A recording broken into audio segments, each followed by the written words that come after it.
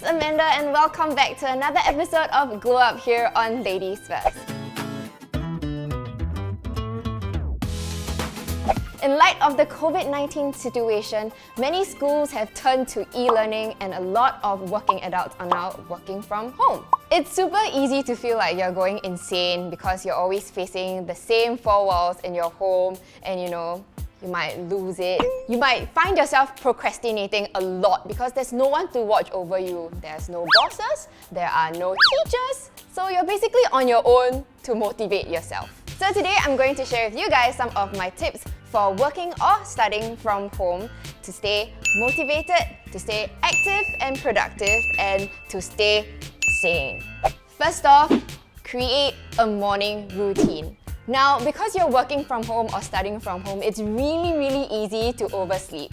So the most important thing to me is to make sure that you set an alarm for yourself because it triggers a start of the day. For myself, right after I wake up, I tend to like to make my bed also because, you start moving your body, and when you go to bed at night, you have a clean bed to go to bed too. Do you really want to go to a bed that is messy?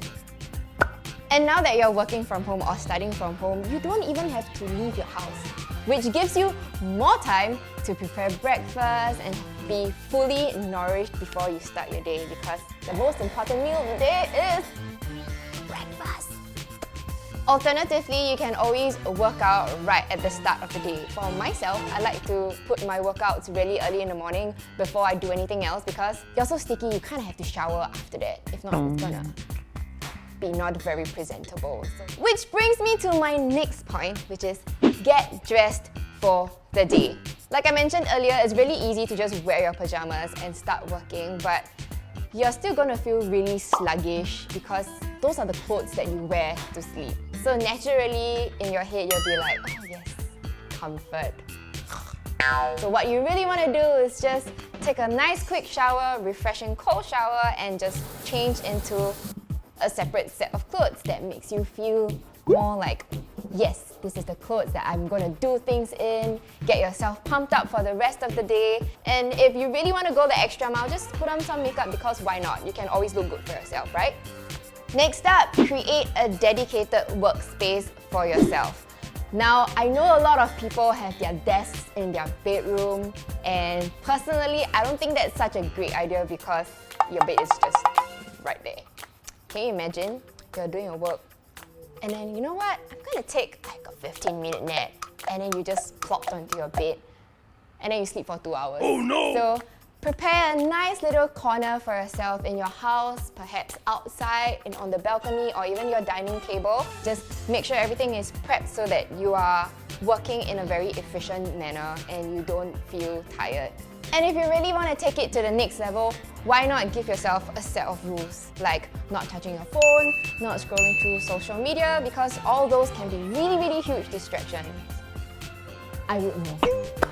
If you ever feel that working from home is kind of a chore, why don't you just light a candle or set up essential oils for yourself so that your environment smells more homely and more warm and feels less like a corporate office. You're working from home, you're not working from the office. That should really give you some motivation to do some work and take on the day, right? Our brains are very highly connected with our sense of smell. For example, if in the office I smell lavender and at home I smell lavender, I'll be like, yes, I'm reminded that I'm in my office now and I need to do my work. Something like that.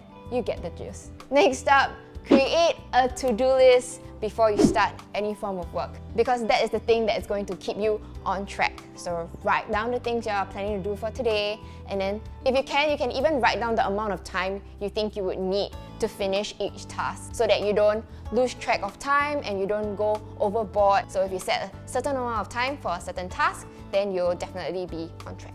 My next point is set a dedicated lunch break.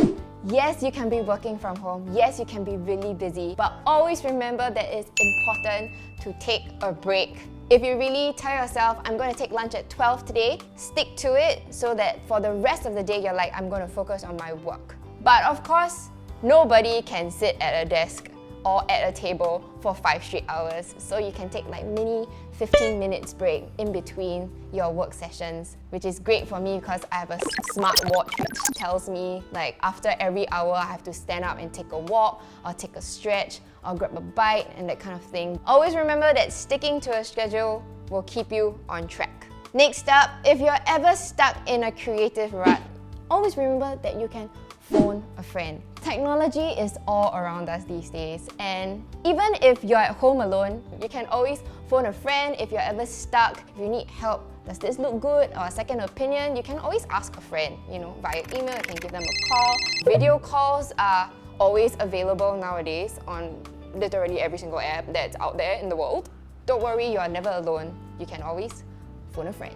Last but not least, stop at the end of the day and relax. It's very easy for us working from home or studying from home to go overboard with it or procrastinate so much so that we have to extend our working time. Always remember, you should treat working or studying from home just like how you would in a work environment or a school environment. For example, if your regular work day is from 9 AM to 5 PM, but when you're working from home, it's 2 PM to 9 PM, you don't get to do what you want to do to relax because by then it will have been too late, right? So if you set up a nice timing for yourself, you look forward to your end of the day. Once you hit 5 PM and you have everything on your to-do list done, then you're like, yay, you get to relax for the rest of the day, watch whatever Netflix video you want to watch. Maybe you can watch all the ladies first videos from beginning to end.